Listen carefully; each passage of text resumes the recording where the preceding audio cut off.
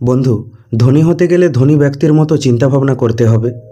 ধনী আর গরিব মানুষের মধ্যে প্রধান পার্থক্য হলো তাদের মানসিকতা আর চিন্তাভাবনার।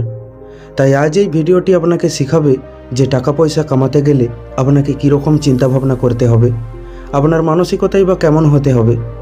আজ এই ভিডিওটি আপনাকে 12টি দারুণ অর্থ উপার্জন করার নিয়ম বা পদ্ধতি শেখাতে চলেছে, যেগুলো মেনে চললে যে কেউ ধনী হতে পারবে, যত চাই তত টাকা পয়সা কামাতে পারবে।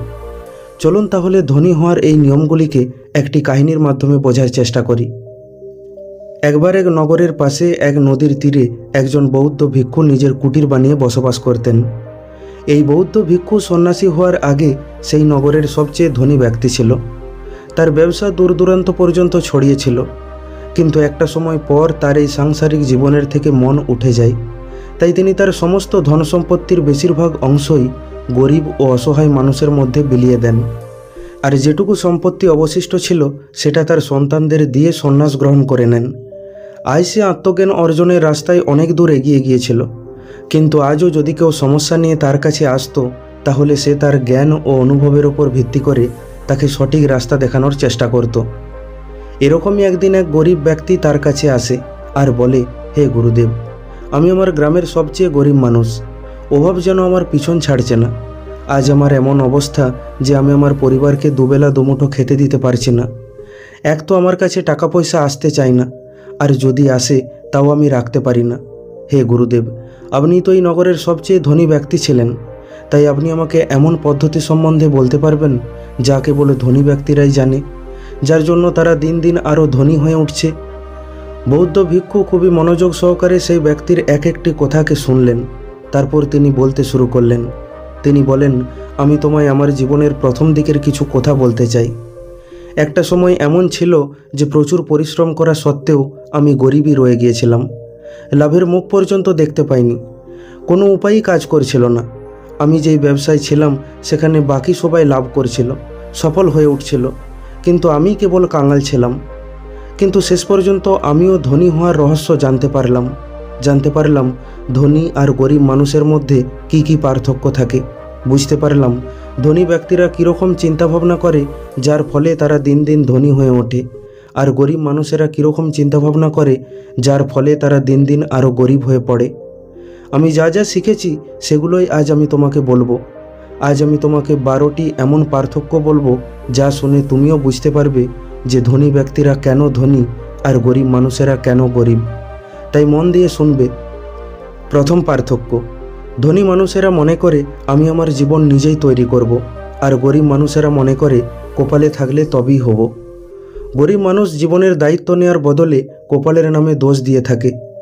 ধনী মানুষেরা মনে করে আমি যদি ধনী হতে না পারছি সেটা আমার দোষ, কিন্তু গরিব মানুষেরা এরকম মোটেও ভাবে না। তারা কিছুতেই নিজেকে দোষ দেবে না, তার বদলে তারা সরকারকে দোষ দেবে, অর্থব্যবস্থাকে দোষ দেবে, পরিবারকে দোষ দেবে, ভাগ্যকে দোষ দেবে, ঈশ্বরকে দোষ দেবে, এমনকি মা বাবাকেও দোষ দেবে। তারা সবসময় অপরকে দোষ দেবে, তারা নিজেকে ছেড়ে বাকি সবাইকে দোষ দিয়ে থাকে। দ্বিতীয় কথা, তারা নিজেকে সবসময় ঠিক মনে করে। তাদের কাছে টাকা পয়সা নেই বলে তারা টাকা পয়সাকে গুরুত্ব দেয় না। তারা বলে বেশি টাকা পয়সা কামানো ভালো নয়। ভাবো, তুমি যদি টাকা পয়সাকে গুরুত্বই না দাও তাহলে টাকা পয়সা তোমার কাছে আসবে? কখনোই না। তাই যদি ধনী হতে চাও তাহলে টাকা পয়সাকে সম্মান করো, টাকা পয়সাকে ভালোবাসো। যখনই তোমার কাছে টাকা আসবে তখনই টাকাকে প্রণাম করো আর বলো, আমার কাছে আসার জন্য অসংখ্য ধন্যবাদ। তারপর দেখবে তোমার জীবনে এমন এমন চমৎকার হতে শুরু করবে যা তুমি বিশ্বাসই করতে পারবে না। এর মানে এই নয় যে তুমি কৃপণ, লোভী কিংবা পয়সা পাগল হয়ে ওঠো। আমার বলার অর্থ হলো টাকা পয়সাকে গুরুত্ব দাও। আমরা যতই বলি না কেন টাকা পয়সা সব কিছু নয়, কিন্তু আজকের দুনিয়ায় টাকা পয়সা অনেক কিছু, আর এটা প্রত্যেক ধনী মানুষ খুব ভালো করে জানে। তাই তারা টাকা পয়সার সম্মান করে, টাকা পয়সাকে গুরুত্ব দেয়। দ্বিতীয় পার্থক্য, ধনী মানুষেরা টাকার খেলা জিতার জন্য খেলে, আর গরিব মানুষেরা টাকার খেলা হারের থেকে বাঁচার জন্য খেলে। ধনী মানুষেরা তাদের লক্ষ্য ছোটোখাটো রাখে না, তারা বড় ভাবে, বড়র জন্য খেলে। সেখানে গরিব মানুষেরা কাজ চালানোর জন্য ভাবে। যদি কোনো মানুষের চালিয়ে নেওয়ার মতো মানসিকতা থাকে তাহলে তার চলেই যাবে, সে ততটাই পাবে, তার থেকে 1 টাকাও বেশি পাবে না। তাই তারা গরিবই থেকে যায়। মধ্যবিত্তরা এর থেকে এক স্টেপ আগে যেতে পারে। তাদের লক্ষ্য হলো আরামদায়ক পরিস্থিতিতে থাকা, মানে আরাম করে পেরিয়ে গেলেই হবে। কিন্তু আরামদায়ক হওয়া আর ধনী হওয়ার মধ্যে পার্থক্য আছে। যেসব মানুষ আরামদায়কভাবে জীবন কাটাতে চায় তারা তাদের প্রয়োজনীয় জিনিসগুলোও ঠিকঠাক করে কিনতে পারে না। দাম দেখে ভেবেচিন্তে কিনতে হয়, ইচ্ছা মতো নয়। সোজা কথায় বললে, তোমার লক্ষ্য যদি আরামদায়কভাবে থাকা হয় তাহলে এটা নিশ্চিত তুমি কোনোদিনও ধনী হতে পারবে না। কিন্তু যদি তুমি ধনী হওয়ার লক্ষ্য নিয়ে এগিয়ে যাও তাহলে এটা নিশ্চিত যে তোমার জীবন আরামদায়কভাবে তো কেটেই যাবে। একটা পুরনো কথা আছে, যদি তুমি তারাকে লক্ষ্য করো তাহলে চাঁদ পর্যন্ত তো পৌঁছেই যাবে। মানে কোটি টাকার লক্ষ্য নিয়ে চললে লাখ টাকা কামিয়েই নেবে। কিন্তু গরিব মানুষ নিজের ছাদ পর্যন্তও পৌঁছাতে পারে না, কারণ তারা ছোট লক্ষ্য রাখে আর তারপর ভাবে আমি সফল হতে পারছি না কেন। তুমি ততটাই পাবে যতটার লক্ষ্য রাখবে। তাই ধনী হতে গেলে চিন্তাভাবনাটাও উঁচু রাখতে হবে। কাজ চালিয়ে নেওয়া বা আরামদায়কভাবে থাকার মতো ভাবলে চলবে না, তার থেকে বেশি ভাবতে হবে। হেরে যাওয়ার ভয় করলে চলবে না। তাই যদি তুমি সত্যিই ধনী হতে চাও তাহলে জিতার জন্য খেলো, হার থেকে বাঁচার জন্য নয়। তৃতীয় পার্থক্য হলো, ধনী মানুষেরা ধনী হওয়ার জন্য নিজেকে সমর্পণ করে দেয়, আর গরিব মানুষেরা কেবল ধনী হতে চায়। ভালো করে বোঝো, এখানে আমি সমর্পণ শব্দ ব্যবহার করেছি। চাওয়া আর সমর্পণ হওয়ার মধ্যে আসমান জমিন পার্থক্য রয়েছে। সমর্পণ মানে বিনা সংকোচে নিষ্ঠার সাথে নিজেকে নিয়োজিত করা। মানে রাত হোক বা দিন, সকাল হোক কিংবা সন্ধ্যা, রোদ হোক বা জল, তোমাকে নিজের কাজ করতে হবে। কোনো চেষ্টা বাকি রাখা চলবে না। অর্থ উপার্জন করার জন্য নিজের 100% দিয়ে চেষ্টা করবে। মানে সেটার জন্য যেটা প্রয়োজন সেটা করবে, আর ততক্ষণ করবে যতক্ষণ প্রয়োজন হবে। এটা যোদ্ধাদের নিয়ম, কোনো অজুহাত নয়, কোনো কিন্তু পরন্তু নয়। যোদ্ধাদের নিয়ম একটাই, করব নয় মরব। তুমি রোজ 15-16 ঘন্টা কাজ করতে পারবে? ধনী মানুষেরা করে। তুমি সপ্তাহের 7 দিনই কাজ করতে রাজি আছো? ধনী লোকেরা রাজি আছে। তুমি দৈনন্দিন জীবনের মজা ও ফুর্তিগুলোকে ত্যাগ করতে পারবে? ধনী লোকেরা পারবে। তুমি কোনো রিস্ক নিতে পারবে? ধনী লোকেরা পারবে। ধনী লোকেরা নিজের লক্ষ্যকে পূরণ করার জন্য সব কিছু করতে রাজি আছে। চতুর্থ পার্থক্য হলো, ধনী মানুষেরা সবসময় সুযোগের উপর মনোযোগ দেয়, আর গরিব মানুষেরা বাধার উপর মনোযোগ দেয়। ধনী ব্যক্তিরা সেটাতে ধ্যান দেয় যেটা তারা পেতে চায়, আর গরিব লোকেরা সেটাতে ধ্যান দেয় যেটা তারা পেতে চায় না। ব্রহ্মাণ্ডের নিয়ম বলে, যেখানে তুমি ধ্যান দেবে সেটাকেই তুমি আকৃষ্ট করবে। ধনী ব্যক্তিরা সুযোগের উপর ধ্যান দেয়, তাই তারা সুযোগ পায়। অন্যদিকে গরিব লোকেরা বাধা আর সমস্যার উপর ধ্যান দেয়, তাই তাদের সামনে বাধা আর সমস্যা এসে উপস্থিত হয়। কথাটা একদম পরিষ্কার, যেখানে তোমার মনোযোগ থাকবে সেটাই তুমি পাবে। অপরচুনিটি বা সুযোগের উপর মনোযোগ দিলে সুযোগ আসবে, বাধার উপর মনোযোগ দিলে বাধা আসবে। পঞ্চম পার্থক্য হলো, ধনী মানুষেরা সবসময় পজিটিভ ও সফল মানুষের সাথে থাকে, আর গরিব মানুষেরা নেগেটিভ ও ব্যর্থ মানুষের সাথে থাকে। ধনী ব্যক্তিরা সফল মানুষের থেকে প্রেরণা নেয় আর ভাবে, ও যদি করতে পারে তাহলে আমিও করতে পারবো। সেখানে গরিব লোকেরা অসফল মানুষকে দেখে আর ভাবে, ও যদি না পারে তাহলে আমি কি করে পারবো। সংক্ষেপে বললে, যদি তুমি বাজের মতো উড়তে চাও তাহলে কাকের সঙ্গ ত্যাগ করো। ধনী হতে গেলে সফল ও পজিটিভ মানুষের সাথে থাকাটা যতটা জরুরি, তেমনি নেগেটিভ ও ব্যর্থ মানুষের থেকে দূরে থাকাটাও ততটা জরুরি। ধনী ব্যক্তিরা বিজেতাদের সাথে উঠা বসা করে, গরিব লোক পরাজিতদের সাথে উঠা বসা করে। মানেটা পরিষ্কার, ধনী মানুষের থেকে শিখো। ধনী মানুষকে দেখে হিংসা না করে, লজ্জা না পেয়ে তাদের সাথে পরিচয় করো। তাদের দেখে নিজেকে বলো, ওরা যদি করতে পারে তাহলে আমিও করতে পারবো। ষষ্ঠ পার্থক্য হলো, ধনী মানুষেরা নিজেকে সমস্যার থেকে বড় মনে করে, আর গরিব মানুষেরা নিজেকে সমস্যার থেকে ছোট মনে করে। মানে ধনী ব্যক্তিরা কখনো তাদের সমস্যার সামনে হার মানে না, তারা সমস্যা দেখে পালিয়ে যায় না, বরং সমস্যার মুখোমুখি করে, আর ততক্ষণ করে যতক্ষণ না সমস্যার সমাধান হচ্ছে। ধনী লোকেরা সমস্যার সাথে যেভাবে হোক লড়তে থাকে, হার মানে না। গরিব লোক ঠিক এর বিপরীত করে, তারা সমস্যার থেকে বাঁচার জন্য যে কোনো কিছু করতে রাজি থাকে। তারা সমস্যার মুখোমুখি হওয়ার বদলে সমস্যা দেখলে পালিয়ে যায়, আর এই সমস্যার থেকে বাঁচার জন্য তারা সবচেয়ে বড় সমস্যাকে নিমন্ত্রণ করে ফেলে, আর সারা জীবন দুঃখী থাকে। সর্বদা মনে রাখবে, তুমি যত বড় সমস্যার হাল করতে পারবে তুমি তত সফল হয়ে উঠবে। তুমি যত বড় দায়িত্ব পালন করতে পারবে তুমি তত উন্নতি করবে। তুমি যত বেশি গ্রাহককে সামলাতে পারবে তুমি তত সফল হয়ে উঠবে। তুমি যদি একবার সমস্যা আর বাধাকে অতিক্রম করতে পারো তাহলে তোমাকে সফল হওয়া থেকে কেউ আটকাতে পারবে না। সপ্তম পার্থক্য হলো ধনী মানুষেরা ধনী হওয়ার জন্য প্রবল ইচ্ছা রাখে আর গরিব মানুষেরা ধনী হওয়ার জন্য প্রবল ইচ্ছা রাখে না। মানে হলেও ভালো আর না হলেও ভালো। যদি তুমি টাকা পয়সা কামাতে চাও তাহলে তার জন্য প্রবল ইচ্ছা রাখতে শেখো, কারণ পুরোপুরিভাবে ইচ্ছা না থাকার জন্য তুমি এই ব্রহ্মাণ্ডকে এই বার্তা দিচ্ছ যে এটা আমাকে না দিলেও চলবে। সোজা কথায় বললে, যদি তুমি তোমার ভাগের অংশটুকু পাওয়ার জন্য ইচ্ছুক না থাকো তাহলে সেটা অন্য কোনো ইচ্ছুক ব্যক্তির কাছে চলে যাবে। এটাও একটা কারণ যার জন্য ধনী ব্যক্তিরা আরও ধনী হয়ে ওঠে আর গরিব মানুষেরা আরও গরিব হয়ে ওঠে।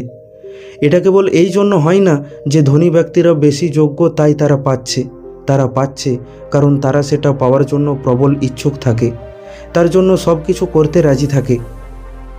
অষ্টম পার্থক্য হলো ধনী মানুষেরা তাদের পয়সাকে ঠিকভাবে ব্যবহার করে আর গরিব মানুষেরা তাদের পয়সাকে ঠিকভাবে ব্যবহার করতে পারে না।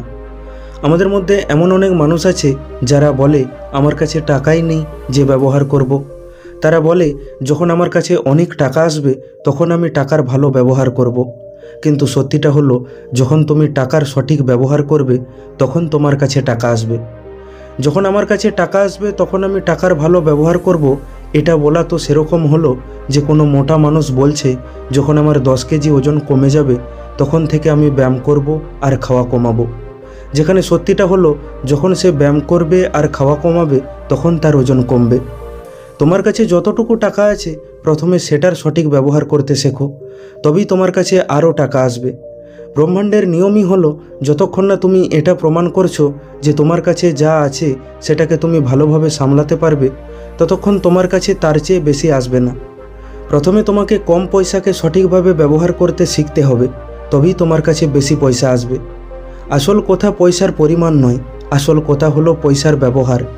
যখন তুমি এই ব্রহ্মাণ্ডের সামনে এটা প্রমাণ করে দেবে যে তুমি তোমার পয়সার সঠিক ব্যবহার করতে পারবে তখন পয়সা অটোমেটিক তোমার কাছে আসতে শুরু করবে।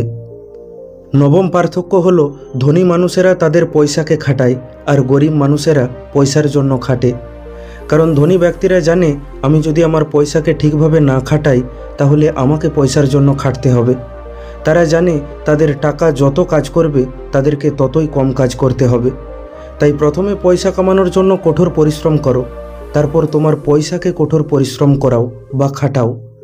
গরিব লোক 1 টাকাকে 1 টাকার মতোই দেখে বা মানে, তাই তারা তৎক্ষণাৎ 1 টাকার কিছু জিনিস কিনে নেয়। কিন্তু ধনী ব্যক্তিরা এক এক পয়সাকে একটি বীজের মতো দেখে আর ভাবে যে এটাকে দিয়ে কি করে হাজার হাজার টাকা কামাতে পারবো, তারপর সেটা দিয়ে কি করে লক্ষ লক্ষ টাকা কামাতে পারবো। তাই নিজের টাকা পয়সাকে সঠিকভাবে খাটাতে শেখো। দশম পার্থক্য হলো ধনী মানুষেরা সারাক্ষণ শিখতে থাকে, নিজের বিকাশ করতে থাকে, কিন্তু গরিব মানুষেরা ভাবে আমি সব কিছু জানি। কিন্তু যদি তারা সবই জানে তাহলে তারা ধনী হতে পারছে না কেন? তার মানে তাদের এখনও অনেক কিছু জানতে হবে, শিখতে হবে। যারা বলে আমি সব জানি তারা কোনোদিনও ধনী হতে পারবে না, কারণ তারা কখনো নতুন কিছু শেখার চেষ্টাই করবে না। ধনী লোকেরা খুব কৌতূহলী হয়, তারা কখনো বলে না আমি সব জানি, তারা প্রত্যেক দিন কিছু না কিছু নতুন শেখার চেষ্টা করে। গরিব মানুষ যেদিন জ্ঞানী থেকে কৌতূহলী হয়ে উঠবে সেদিন থেকে তাদের সব কিছু বদলে যাবে। তাই তুমি যদি ধনী হতে চাও তাহলে সর্বদা শেখার জন্য আগ্রহী থাকো। 11তম পার্থক্য হলো ধনী মানুষেরা নিজের সময়কে অন্যের সাথে মাল্টিপ্লাই করে আর গরিব মানুষেরা নিজের সময়কে অন্যের কাছে বিক্রি করে। গরিব মানুষ পয়সার বদলে নিজের সময় দেয়, কিন্তু এক্ষেত্রে সমস্যা হলো তাদের কাছে সময় সীমিত থাকে। তাই তারা পয়সার নিয়মকে সর্বদা ভঙ্গ করছে, যেটা বলে অর্থ উপার্জনের কোনো সীমা থাকা উচিত নয়। যদি তুমি সময়ের উপর ভিত্তি করে ইনকামের আশা করো তাহলে তুমি তোমার ইনকামকে বেঁধে রেখেছো, কারণ তুমি যেই জিনিসটা দিয়ে ইনকাম করো সেটা সীমিত, তাহলে তোমার ইনকামও সীমিত হবে। এমন তো নয় যে আমাদের কাছে অগাধ সময় আছে, যত বেশি বিক্রি করব তত কামাবো। না, আমাদের কাছে দিনে মাত্র 24 ঘন্টা রয়েছে, কত বিক্রি করবে? যদি 8 ঘন্টার জন্য তোমাকে 10,000 টাকা দেয়া হয় তাহলে তুমি 24 ঘন্টা পরিশ্রম করলেও 30,000-এর বেশি কামাতে পারবে না। যদিও 24 ঘন্টা দেওয়া অসম্ভব, তাই তোমার ইনকাম সীমিত। এই জন্য নিজের সময়কে অন্যের কাছে বিক্রি না করে অন্যের সাথে মাল্টিপ্লাই করতে শেখো। যখন অনেক মানুষ তোমার জন্য কাজ করবে তখন তোমার সময় তাদের সাথে মাল্টিপ্লাই হবে আর তখনই তুমি ধনী হয়ে উঠবে। 12তম পার্থক্য হলো ধনী মানুষেরা নিজের কাজকে নিয়ে বিশ্বাসী থাকে আর গরিব মানুষেরা সবসময় নিজের উপর সন্দেহ করে। ধনী ব্যক্তিরা নিজের কাজ করতে কখনো লজ্জা করে না আর গরিব মানুষেরা নিজের কাজ করতে লজ্জা করে। ধনী ব্যক্তিরা নিজের ভুল থেকে শেখার চেষ্টা করে আর গরিব মানুষেরা নিজের ভুল স্বীকারই করতে চায় না, শেখা তো অনেক দূরের কথা। ধনী ব্যক্তিরা নিজের আইডিয়ার উপর ভরসা করে আর গরিব মানুষেরা নিজের আইডিয়ার উপর ভরসা করতে পারে না। ধনী মানুষেরা সবসময় সমাধান করে, গরিব মানুষেরা সবসময় কমপ্লেন করে। এরকম অসংখ্য পার্থক্য রয়েছে যেগুলো ধনী আর গরিব মানুষকে আলাদা করে তোলে। এই বলে বৌদ্ধ ভিক্ষু তার কথা শেষ করলেন। সেই গরিব ব্যক্তিটি আজ বুঝতে পারে যে ধনী আর গরিব মানুষের মধ্যে আসল পার্থক্য হলো তাদের মানসিকতা আর চিন্তাভাবনার। তাই সে মনে মনে প্রতিজ্ঞা করে যে আজ থেকে আমিও ধনী মানুষের মতো চিন্তাভাবনা আর মানসিকতা নিয়ে আসব। তারপর সে এই জ্ঞানের জন্য বৌদ্ধ ভিক্ষুকে ধন্যবাদ জানিয়ে সেখান থেকে ফিরে আসে। বন্ধু, আশা করি ভিডিওটি থেকে আপনি কিছু শিখতে পারলেন। ভিডিওটি কেমন লাগলো কমেন্ট করে অবশ্যই জানান। ভালো লাগলে লাইক করে দিন আর আপনজনের সাথে শেয়ার করে নিন। প্রতিনিয়ত এই রকম শিক্ষামূলক ভিডিও পেতে এখনই আমাদের ইউটিউব চ্যানেলটিকে সাবস্ক্রাইব করে নিন। খুব তাড়াতাড়ি ফিরে আসব অন্য একটি শিক্ষামূলক ভিডিও নিয়ে। ভালো থাকবেন। ধন্যবাদ।